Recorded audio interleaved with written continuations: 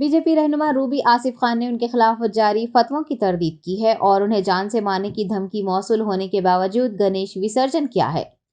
रियासत उत्तर प्रदेश के अलीगढ़ के बीजेपी रहनुमा रूबी आसिफ खान ने अपने घर में गणेश मूर्ति नस्ब की थी, जिसके बाद उनके खिलाफ फतवा जारी किया गया था और उन्हें जान से मारने की धमकियां भी दी जा रही थी। इन सब के बावजूद उन्होंने आज अपने अपराधी खानदान के साथ नारवा घाट पर विसर्जन किया। बाद अज़ां मीडिया से बात करते हुए उन्होंने कहा कि वो फतवे और धमकियों से खौफजदा नहीं है। मुख्तलिफ गोशों से रूबी आसिफ खान को इस्लाम से खारिज करने के मुतालबात भी किए जा रहे हैं। उन्होंने कहा है कि वो गणेश की पूजा करना जारी रखेंगी।